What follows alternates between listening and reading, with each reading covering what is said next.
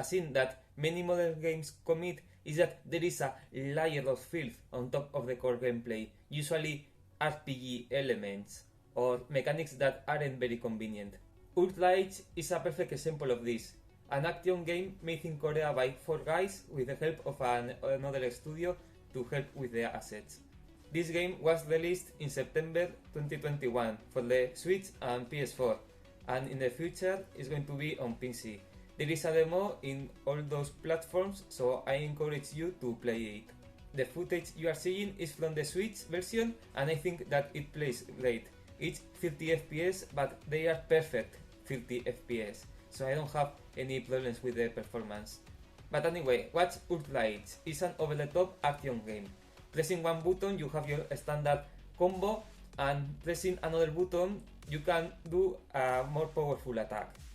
At any second you can dodge, you can jump, and you can swap weapons, and when you swap weapons you also do a special attack with that weapon. So you have a varied moveset to play. If I have to compare this combat with some other game, it would be Pirate Warriors 4. There is a good variety of enemies and they can be pretty tough. Some of them I like them quite a lot, like a boxing robot, because why not? Enemies can be organic and mechanic, and they get more damage with certain weapons. But don't worry, it's a very easy to understand which enemy is one or another, and you can damage them with any weapon anyway. In conclusion, combat is simple and fast, and it feels pretty good. It's not Platinum or Capcom, but it's not bad. In general, I like this kind of combat, but I think that it's too simple for its own good. It really needs one mechanic to be way better, and that will be Bayonetta's dodge offset. Basically, in Ultra Age, you are doing your standard combo, and you dodge when you did your third strike. The problem is that now that you dodge, you block the combo, so you start with the first slash again. In Bayonetta, you will continue with your fourth slash. So this would be great for Ultra Age, considering how the combat works. It would make the combat way more fun and dynamic. Difficulty is good.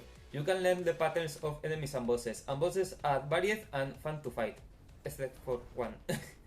The problem is that some enemies can shoot you off screen, but well, you can dodge at any second, and if you see the red laser, you can do something about it, but it's not ideal.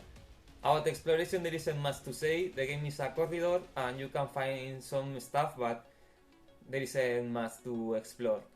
From time to time the game throws you into a labyrinth, and I like those sections. Now we start with the problems, because Ultra Age has a lot of mechanics and systems that don't hurt the game too much, but they don't add anything to the game either. So well, I'm going to list them, starting with the weapon destruction, because yes, there is a weapon destruction mechanic, and what does it do? Absolutely nothing, because you have always a lot of weapons to use.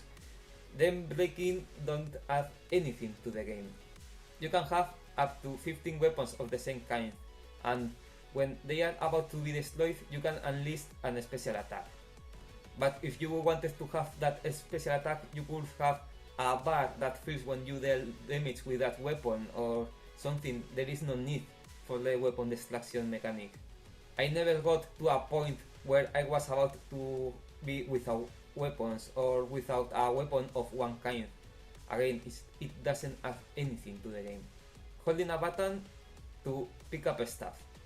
Why can't I just press the button and that's it? It doesn't make sense. Well, it does make sense, but that's another problem with the game.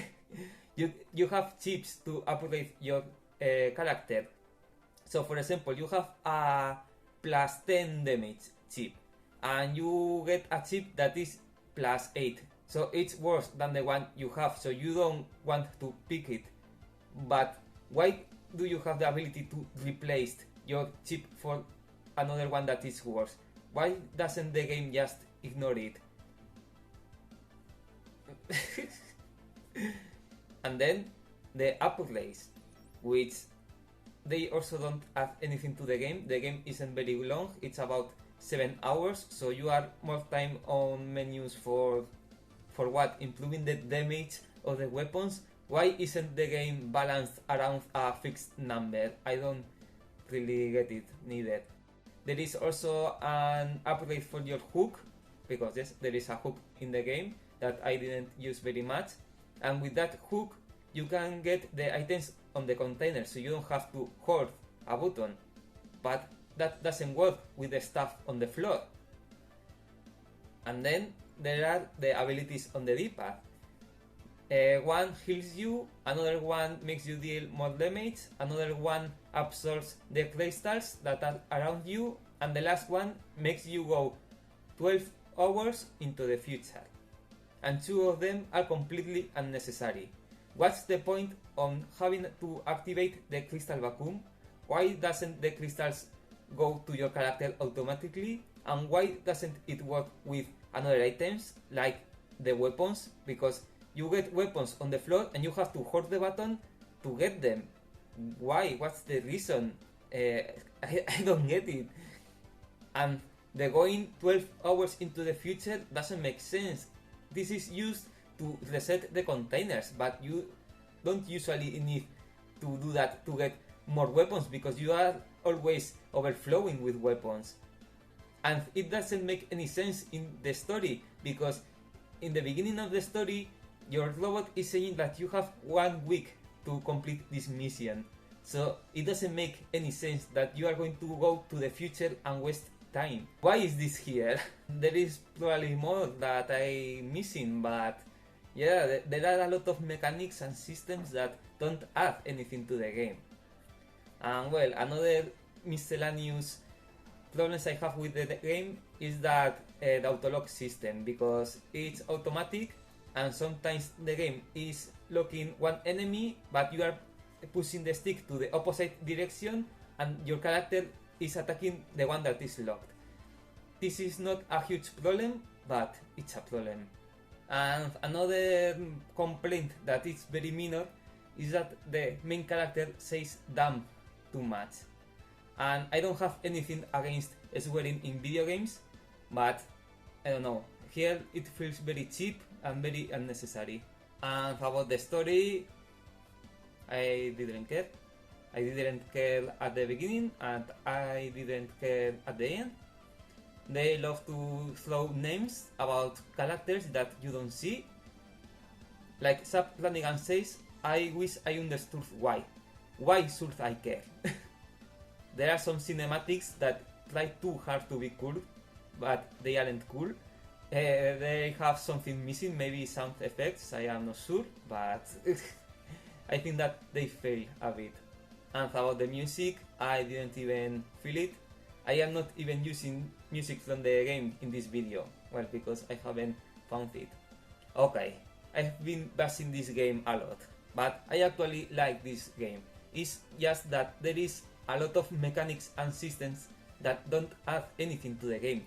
The core gameplay, the combat is already pretty good, so why bother making all of this?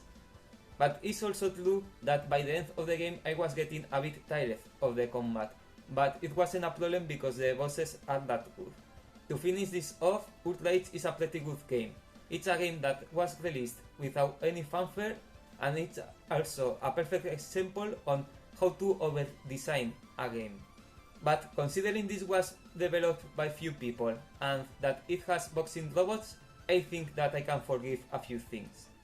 And this is all for me, until the next one.